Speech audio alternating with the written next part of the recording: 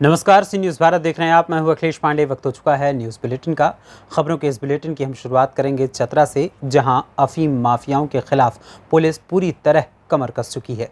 आगे देखेंगे कि एटा में कैसे विद्युत विभाग ने छापेमारी कर कार्रवाई की। इसी के साथ जानेंगे कि कहां पर करवाया जा रहा है घटिया तरीके से बाउंड्री का निर्माण। ऐसी और भी तमाम खबरों पर आई विस्तार से करते हैं चर्चा। दिन प्रतिदिन बढ़ते नशाखुरानी गिरोह का प्रकोप और अफीम माफियाओं पर नकेल कसने को लेकर अब चतरा पुलिस पूरी तरह कमर कस चुकी है। चतरा में भी नशे के सौदागरों व अफीम माफियाओं के विरुद्ध पुलिस योगी मॉडल का इस्तेमाल करने जा रही है। लंबे समय से फरार नशे के कारोबारियों और अफीम तस्करों का घर अब बुलडोजर से ध्वस्त करने की तैयारी में पुलिस जुट गई है। पुलिस मुख्यालय के सख्ती के बाद रेस हुई चतरा पुलिस तस्करों की गिरफ्तारी सुनिश्चित करने की दिशा में अब पूरी तरह जुटी है। इस अभियान के तहत आज सदर थाना पुलिस ने लंबे समय से फरार अफीम माफिया मोहम्मद यूसुफ के घर में इश्तेहार चिपकाया है। डुगडुगी बचाकर 1 माह के भीतर न्यायालय में सरेंडर करने की भी चेतावनी दी है और सरेंडर नहीं करने पर घर कुर्क कर ध्वस्त करने की बात कही है। पुलिस अधीक्षक चतरा के नेतृत्व में लगातार मादक पदार्थों के व्यापार, खपन और उससे संबंधित जो भी कार्रवाई हो रही है, हम लोग उस पर कड़ा हैं और कठोर कार्रवाई कर रहे हैं। इसी संबंध में 2015 का एक सदर थाना का केस है। उसमें एक खानका मस्जिद जो सदर थाने क्षेत्र में ही पड़ता है, वहाँ के रहने वाले मोहम्मद यूसुफ जो लगातार फरार चल रहे हैं, आज उसका हम लोगों ने प्रॉपर तरीके से इश्तेहार चिपकाया है डुगडुगी के साथ में। और यह मैसेज भी हम लोग देने का काम कर रहे हैं कि अफीम, ब्राउन शुगर और इस तरह से जितने भी मादक पदार्थ हैं, इसका या तो सेवन ना करें, ना ही इसका व्यापार करें, ना ही इसको रखें अपने यहाँ। अगर इस तरह से करते हुए पकड़े जाइएगा तो कठोर कानूनी कार्रवाई की जाएगी। पिछले साल हम लोग लगातार इस तरह के लोगों को जेल भेजने का काम किया है और लगभग 41 लोगों को हम लोगों ने सजा भी कराया है। और चतरा एक अच्छे संदेश देना चाह रहे हैं, युवाओं को नशा से दूर रहने के लिए भी लगातार हम लोग प्रेरित कर रहे हैं। और आपके न्यूज़ चैनल के माध्यम से हम लोग यह मैसेज देने का भी काम कर रहे हैं कि नशा नाश का जड़ है, इससे खुद भी दूर रहें और लोगों को भी इससे दूर रखें। चतरा से सी न्यूज़ संवाददाता लकी की रिपोर्ट। बकाया विद्युत उपभोक्ताओं को लंबे समय से राहत देने के बाद अब प्रदेश सरकार द्वारा दिए गए कड़े निर्देशों के उपरांत विद्युत विभाग विजिलेंस टीम के साथ छापामार कार्यवाही प्रारंभ कर दी। छापामार कार्यवाही के दौरान विद्युत विभाग ने बकाया विद्युत बिलों को लेकर 156 कनेक्शन काटे, 9 मीटर उखाड़े, वहीं 9 लाख रुपए से अधिक धनराशि वसूल की है। छापामार कार्यवाही के दौरान विजिलेंस के अवर अभियंता रुपेश कुमार मथुरिया, पुलिस विभाग से बच्चू सिंह एवं अन्य विद्युत एवं पुलिस विभाग के कर्मचारी मौजूद थे। एटा से सी न्यूज़ संवाददाता लखन यादव की रिपोर्ट। टाका इटावा विकासखंड टाका के अंतर्गत निपुण भारत अभियान के तहत मंगलवार को उपजिलाधिकारी ने उसराहार टाका के प्राथमिक विद्यालयों का औचक निरीक्षण किया। इस दौरान उपजिलाधिकारी ने बच्चों से सवाल भी किए। बता दें कि कस्तूरबा गांधी आवासीय विद्यालय उसराहार, अपर प्राइमरी कंपोजिट विद्यालय उसराहार का औचक निरीक्षण किया गया। निरीक्षण के दौरान सभी स्कूलों में शिक्षक की उपस्थिति मिली। इस दौरान उपजिलाधिकारी ने उच्च प्राथमिक विद्यालय रामपुरा में बच्चों से सवाल किए। कक्षा 5 की छात्रा अर्पिता, कक्षा 1 का छात्र असद व कक्षा 8 का छात्र रोहित से पूछे गए सवालों के जवाब में सही उत्तर मिले। इटावा से सी न्यूज़ संवाददाता नितेश की रिपोर्ट। फिरोजाबाद के शिकोहाबाद में दिन दहाड़े दूध के व्यापारी से छीने गए 50,000 रुपए। बता दें कि शिकोहाबाद में क्राइम सभी हदें पार कर चुका है। लूटपाट करने वाले लोग पुलिस से बेखौफ होकर दिन दहाड़े वारदातों को अंजाम दे रहे हैं। पुलिस के लिए ये एक बड़ी चुनौती है। हालांकि घटना की जानकारी होते ही तत्काल घटनास्थल पर पुलिस पहुंची और मामले की जानकारी में बारीकी से जुटी है। क्या हुआ है अभी? ये हुआ था, पंजाब बैंक से पैसा निकाला और नगर पालिका के सामने 50,000 रुपये। कौन ले गया? बदमाश से ले गए और कौन ले गया? अच्छा, किससे लिए आप? हमारे बहनों ही थे। अच्छा, क्या नाम है उनका? मुकेश। कहाँ के रहने वाले हैं? नगरा उम्मीद। नगरा उम्मीद पुलिस आई? कटेना रसा। पुलिस बाद में आई 10 मिनट बाद।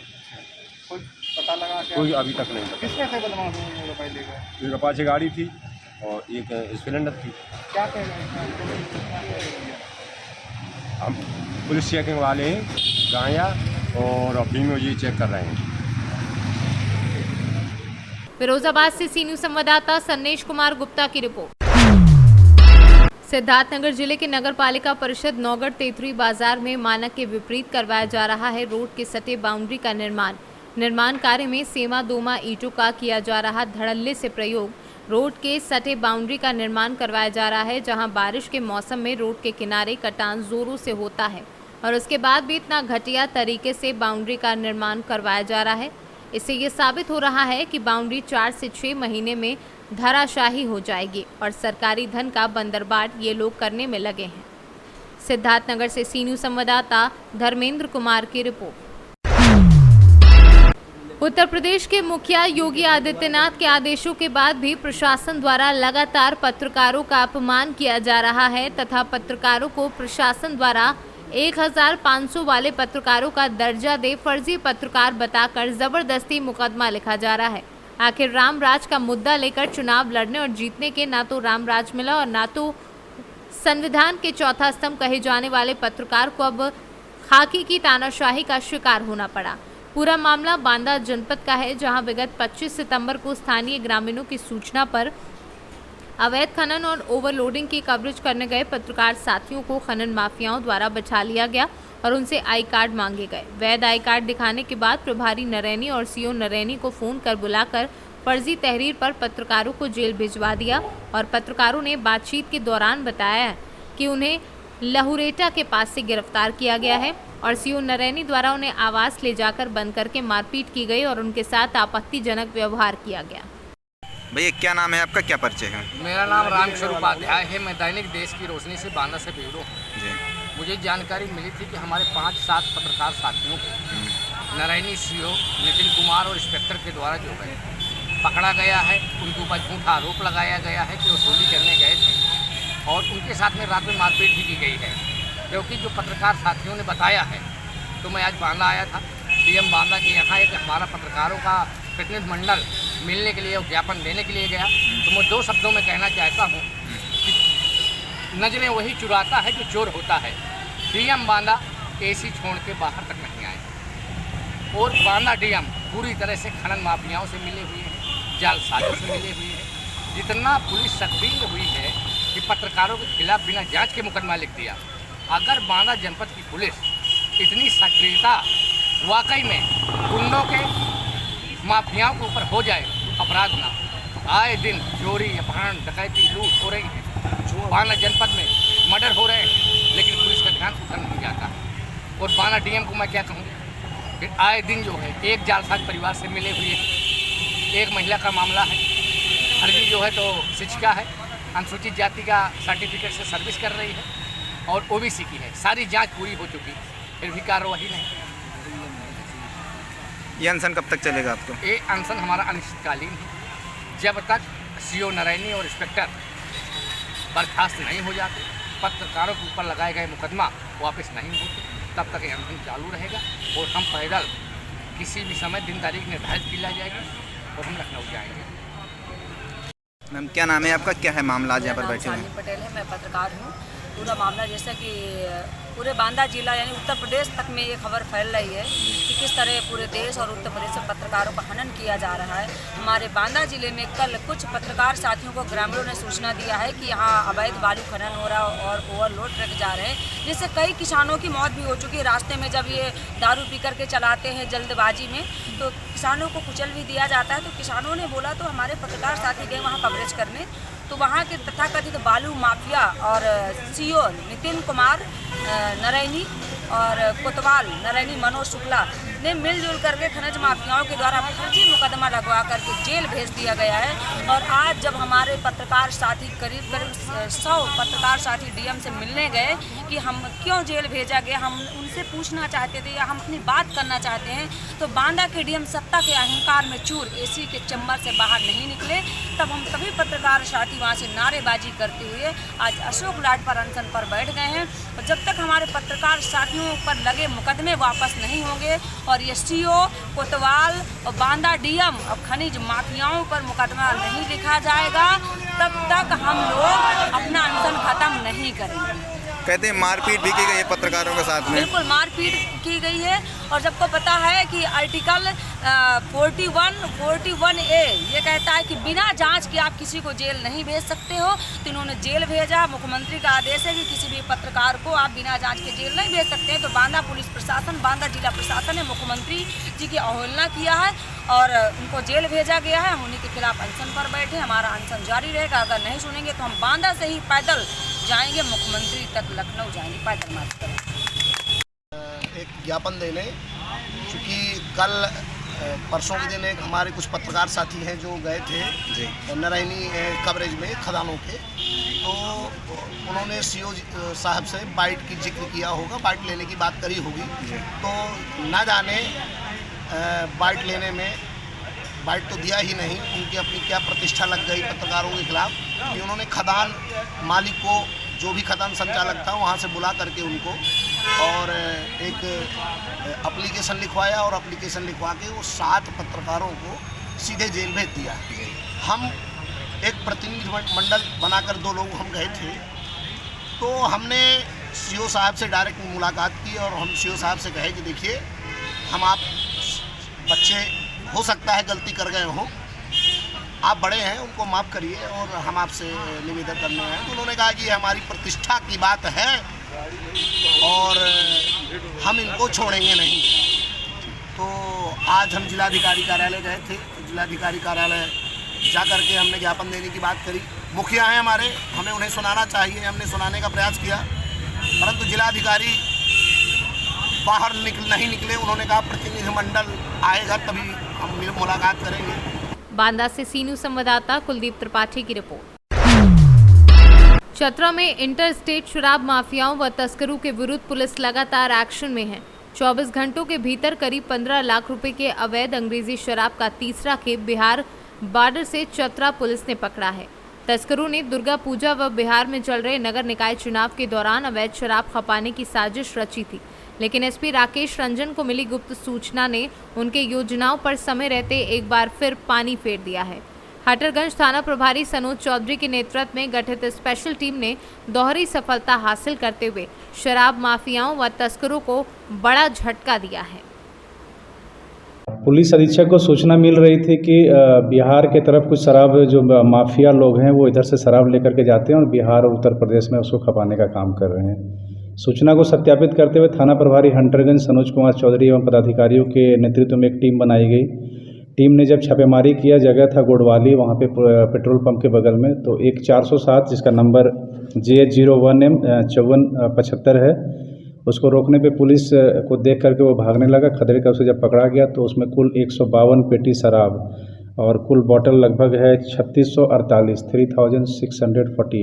बोतल को बरामद किया गया है। यह ब्लैक डॉट नाम से जो कंपनी है उसका बनाया गया है। इसे प्रॉपर तरीके से सीज कर लिया गया है। नवाडी पनारी एक गांव है, नवाडी पनारी में पुलिस रेगुलर अपनी गश्ती में थी। गश्ती को देखकर वो भागने का एक टेम्पो प्रयास किया गया, उसे भी जब रोका गया तो उसमें से एक बोरे में कुल 45 लीटर देसी जो महुआ का शराब है उसे जब्त किया गया है। और ये जो टेम्पो है वो BR 33Y 3321 यह बिहार की ओर जा रही थी। दोनों को प्रॉपर तरीके से सीज कर लिया गया है और FIR दर्ज कर लिया गया है और संबंधित धाराओं में भी हम लोगों ने उसे दर्ज कर लिया है और अग्रतर कार्रवाई कर रहे हैं। चूँकि अभी त्यौहार का ये दुर्गा पूजा का मौसम है तो हम लोग उसको लेकर के विशेष सतर्कता अभियान चला रहे हैं और चेकिंग अभियान भी चला रहे हैं। ऐसी सूचना हम लोगों को मिल रही है, पुलिस लगातार इस पर कार्रवाई कर रही है और आगे भी हम लोगों को सचेत करना चाह रहे हैं कि इस प्रकार का कार्यक्रम न करें, वरना पुलिस कड़ा एक्शन लेगी इस पर। चतरा से सीनू संवाददाता लकी की रिपोर्ट। इटावा के ग्राम कदमपुर के पंचायत भवन में मिशन शक्ति के तहत ग्राम चौपाल दिवस का आयोजन किया गया, जिसमें थाना हाजा के विशेष सुरक्षा दल की पुलिसकर्मियों ने बालिकाओं और महिलाओं से मिलकर उनको वुमेन पावर लाइन 1090, महिला हेल्पलाइन नंबर 181, पुलिस यातायात नंबर 112, चाइल्ड हेल्पलाइन नंबर 1098 और साइबर क्राइम से बचने के उपाय तथा किसी भी व्यक्ति को अपने व्यक्तिगत पिन नंबर के बारे में जानकारी न देने की बात बताई। इटावा से सीनू संवाददाता नितेश की रिपोर्ट। मऊरानीपुर तहसील में उप जिलाधिकारी को पत्र देकर नगर पालिका से नाम काटे जाने पर विधवा महिला ने दी अनशन व आत्मदाह की चेतावनी। आपको बता दें, सास ससुर की बेशकीमती संपत्ति हड़प लेने के बाद विधवा असहाय महिला का देवर के दोनों पुत्र व सास एवं देवरानी उत्पीड़न कर रही हैं और धन तथा ताकत के बल पर नगर पालिका में दर्ज नाम को कटवाने का दबाव बना रहे हैं। न्यायालय में मामला विचाराधीन होने के बाद भी नगरपालिका नाम काटने की दे रही धमकी की शिकायत विधवा महिला ने उप जिलाधिकारी से की है। क्या समस्या हुई आज जो आपके में जिलाधिकारी जी की बात आई? सर ऐसा है कि हमारा मकान हमारे नाम चढ़ा है 1101, उसका नाम कटवा रहे हैं ज़बरदस्ती, जिसमें नेहरू नगर मोहल्ले में स्थित है, मऊरानीपुर, जिला झांसी। पूनम श्रीवास। कौन कटवा रहा है? आयुष श्रीवास है हमारे देवर के लड़के। वो ज़बरदस्ती पूरी जायदाद पे कब्जा करे हैं। एक मकान है केवल हमारे पास, उसे कटवाना चाहते हैं और हमें घर से बेघर करना चाहते हैं। और आप क्या कार्रवाई चाहती हैं? हम ये चाहते हैं जिसमें हम रह रहे हैं रहते रहें, क्योंकि हमारे कोई लड़का नहीं है, हमारे कोई पति नहीं है, हम बहुत दुखियारी महिला हैं। ब्यूरो रिपोर्ट, सी न्यूज़। खबर मुजफ्फरपुर जिले के बंदरा प्रखंड से है, जहां पियर थाना में कई मामले में जब्त की गई देसी शराब और मिलावट ताड़ी का मंगलवार को विनिष्टीकरण किया गया। जब्त शराब और ताड़ी को थाना परिसर में ही गड्ढे में डाल दिया गया। पियर थाना अध्यक्ष रवि कुमार गुप्ता ने बताया कि 8 मामलों में जब्त 175 लीटर देशी शराब और मिलावटी व नशीली ताड़ी का विनिष्टीकरण वरीय पदाधिकारी के निर्देश अनुसार किया गया। मौके पर बंदरा अंचल के प्रभारी अंचल निरीक्षक शिवशंकर ठाकुर और उत्पाद विभाग के अल्पना रानी सहित अन्य लोग भी मौजूद थे। मुजफ्फरपुर से सी न्यूज़ संवाददाता गंधीर कुमार झा की रिपोर्ट। सरकारी अस्पताल में इलाज के अभाव में 1.5 साल के मासूम बच्चे की हुई मौत। परिजनों ने डॉक्टर पर लापरवाही का आरोप लगाया है। बच्चे की मौत के बाद डॉक्टर की परिजनों को दूसरा बच्चा पैदा करने की दी नसीहत देने का वीडियो वायरल हो रहा है। डॉक्टर ने कहा कि अगर एक गया तो दूसरा बच्चा पैदा करने से होगी भरपाई। डॉक्टर के अभद्र बयान से आक्रोशित हुए परिवारीजन और किया हंगामा। वहीं मौके पर पहुंची पुलिस ने मामले को शांत कराया है। सूचना पर रात में ही मौके पर पहुंची सीएमएस इमरजेंसी चिकित्सक को ड्यूटी से हटाया। संयुक्त चिकित्सालय के अधीक्षक को सौंपी मामले की जांच। नाम क्या है आपका? गांव कौन सा है? अस्पताल जो है बच्ची को लेके गई थी, क्या हुआ है पूरी बात बताइए। जब आप लेके गई तो फिर क्या हुआ अस्पताल में? अचानक लेके गए पता नहीं है तो का होगा बच्चा का हमारे। वहाँ पे जब आप बच्ची को लेके गई वहाँ पे डॉक्टर्स मिले, इलाज किया उसका? बच्ची लगे रही भाई नहीं भाई बुलवावे के लिए पठावा अपने बच्चे के लिए बैठ रहे हैं ना, वहाँ कोई नहीं आवा लगे। हमारा बच्चा यही दिन में चले गए। क्या डॉक्टर ने इलाज नहीं किया? जो इलाज करती तो क्या करती और न जीती।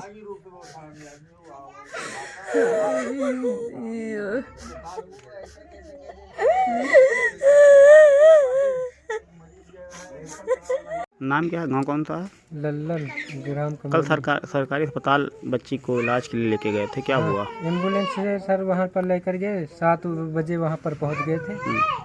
तब वो वहाँ कंप्यूटर एक लोग थे, उनसे डॉक्टर को बुलवाने के लिए कहा था। हाँ, लड़की ज़्यादा सीरियस थी।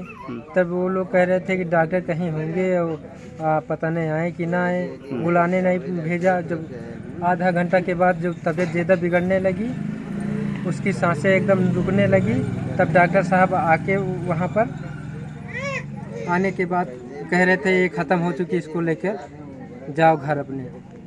तो वहाँ और जो पब्लिक थी, हम लोग उसका विरोध करे कि डॉक्टर साहब आप आए होते, इसका हाथ लगा रहे होते, ठीक होती या ना ठीक होती, हमको रिफ़र कर देते, हम चले जाते। कम से कम देखना तो चाहिए था। वो कोई कुछ नहीं किए, वो उल्टा शब्दों का प्रयोग कर रहे थे कि जाकर दूसरी बच्ची पैदा कर लो, जो होना था वो तो हो गया। नाम क्या है आपका? विजय। गांव? कमौली। अस्पताल बच्ची को इलाज के लिए लेके गए थे सरकारी अस्पताल, क्या हुआ है? सर अचानक तबीयत खराब है, लेके सरकारी अस्पताल एम्बुलेंस से गए तो वहाँ डॉक्टर मौजूद नहीं थे। तो 7 बजे हम पहुँच गए अस्पताल में। डॉक्टर 1.5 घंटा बाद आए, कोई इलाज भी नहीं किया। उनके बाद आए, खत एक्सपायर हो चुकी रही बच्ची के बाद आए तो गलत शब्द का प्रयोग किया कि दूसरी बच्ची पैदा कर ली जाए। सर यही सब बोले। और जब पुलिस ये सब अधिकारी आए, सब एक हो गया, हमारी कोई सुनी नहीं की। अब क्या इंसाफ चाहते हैं आप? हम सब मुकदमा दर्ज कर चाहिए रहे। तब सब पूरा अधिकारी पूरे विभाग एकजुट है, हमारा सुनी नहीं जाती है। बाराबंकी से सीनू संवाददाता विजय सिंह की रिपोर्ट।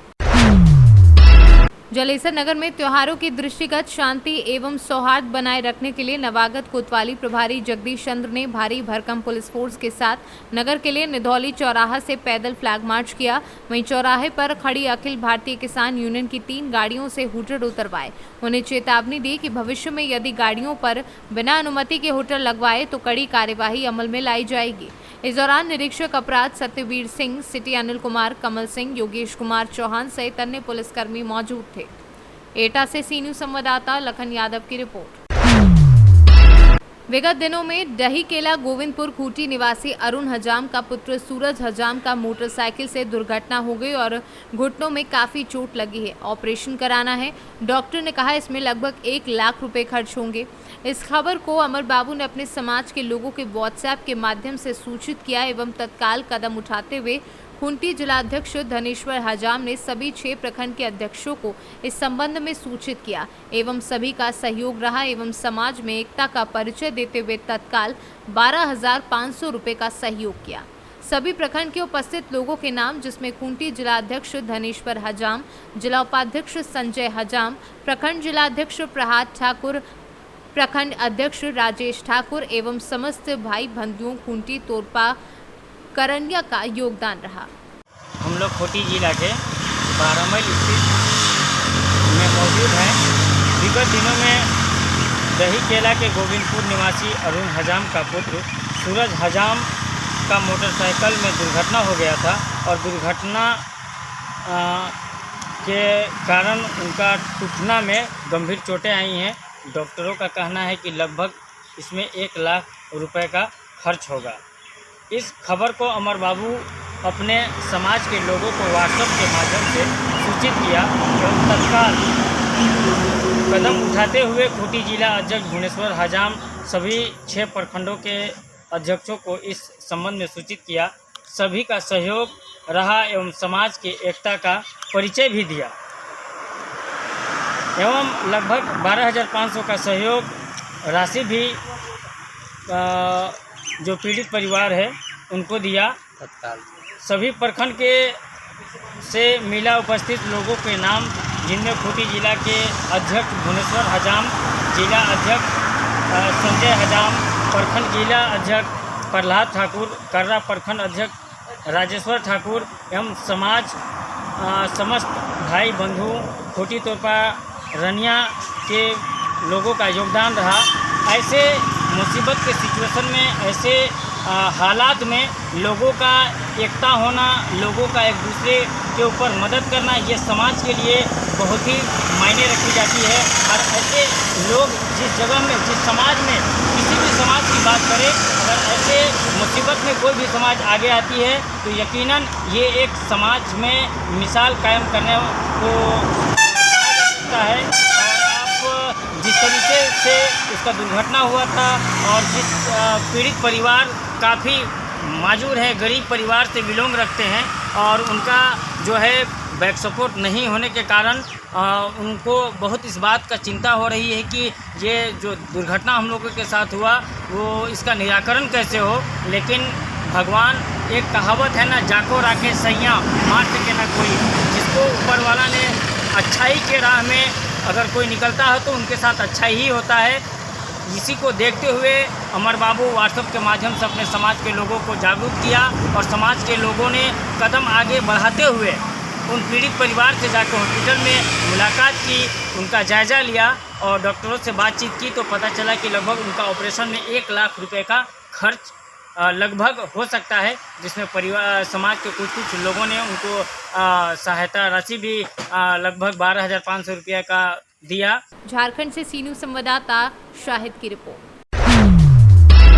राजस्थान शिक्षक संघ राष्ट्र के 2 दिवसीय जिला शैक्षिक अधिवेशन का शुभारंभ मंगलवार को स्वामी श्री रामेश्वर आश्रम आदर्श विद्या मंदिर माध्यमिक विद्यालय में किया गया। इस अवसर पर कार्यक्रम में मुख्य अतिथि बाबा निरंजन नाथ अवधूत, पूर्व अखिल भारतीय संयुक्त महामंत्री भारतीय किसान संघ, अध्यक्षता प्रांतीय सभाध्यक्ष राजस्थान शिक्षक संघ राष्ट्र के अरविंद व्यास, मुख्य वक्ता युधिष्ठिर सिंह, प्रांतीय संपर्क प्रमुख विश्व हिंदू परिषद चित्तौड़ प्रांत, विशिष्ट अतिथि दुर्गा प्रसाद मीना, अतिरिक्त मुख्य ब्लॉक शिक्षा अधिकारी बकानी थे।